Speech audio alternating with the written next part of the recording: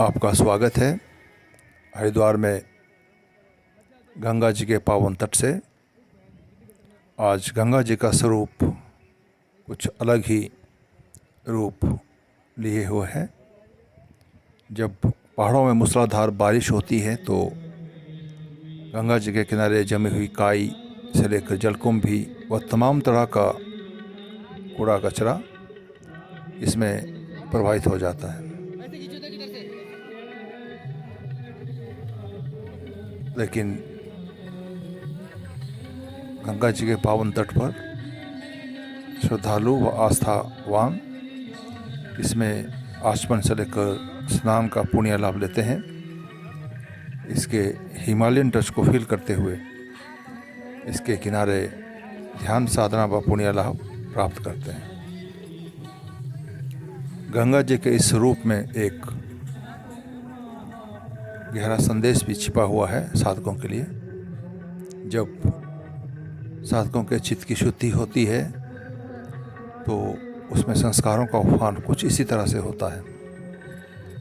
निर्मल सा प्रतीत हो रहा चित्त तमाम तरह के विकारों के साथ मटमैला, गंदला व बदरंग हो जाता है। लेकिन धीर वीर साधक अपने इष्ट आराध्य सद्गुरु और अपने दिव्य लक्ष्य का सुमरण करते हुए इस विकट अवस्था को पार कर जाता है और अपने निर्मल स्वरूप में प्रतिष्ठित हो जाता है। यही गंगा जी का शाश्वत सत्य है। आज बदरंग सी प्रतीत हो रही गंगा जी कुछ ही दिनों व हफ्तों में शांत व स्थिर हो जाएगी और अपने निर्मल स्वरूप को प्राप्त हो जाएगी। ये हम गंगा जी के पावन तट पर गंगा आरती से पूर्व बैठे हैं, जो उनका अंतिम चरण चल रहा है और आप भी इसमें सत्संग का लाभ लीजिए। मंत्र की तरह उस सभा पर प्रभावी हो गए, तालियां बजती रही। इस संसार में कुछ लोग ऐसे भी हैं जो पूरी दुनिया की बहनों को बहन और पूरी दुनिया के भाइयों को भाई बना सकता है। हमने विश्व को एक कुटुंब के रूप में देखा है, वसुधैव कुटुंबकम। हमने वसुधा में जितने भी प्राणी हैं सबको अपने परिवार के रूप में देखने की एक दृष्टि हमें पूर्वाचार्यों से प्राप्त हुई, ऋषियों से प्राप्त हुई। क्योंकि एको वाम्यानुभूतानि जायन्ते, सभी तो एक ही से पैदा हुए हैं। गुरु नानक देव कहते थे एको नूर पाया, एक ही सत्य है जो अनेक रूपों में प्रकट होता है। एकम सद्विप्राह बहुधा बदलता। सत्य की भाषा बदल सकती है लेकिन सत्य नहीं बदलता। सत्य अनेक भाषाओं में परिभाषित होता है, परिभाषाएं बदलती रहती हैं, लेकिन सत्य सब में एक रहता है। कल मैंने निवेदन किया था कि भगवान श्री राम अयोध्या से चलते हैं, लंका की ओर चलते हैं, तो रास्ते में कितनी भाषाएं पड़ती हैं। ये भाषाओं का देश, जहां 14 भाषाएं और 500 से अधिक बोलियां हैं। वैविध्य है इस देश में,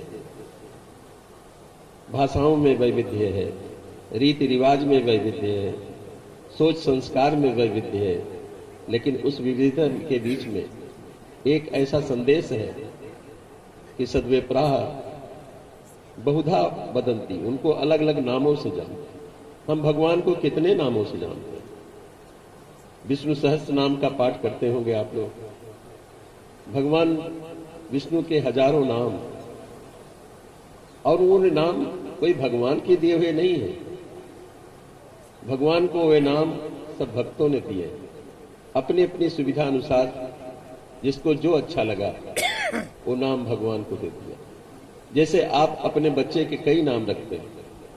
एक वो नाम जो ज्योतिषियों के द्वारा राशि गणना और नक्षत्र गणना के अनुसार प्रस्तावित होता है, और एक वो नाम जो माता पिता और परिवार के मुंह से निकलता है, और एक वो नाम जो मित्रों और सुहृदों के बीच चलता है।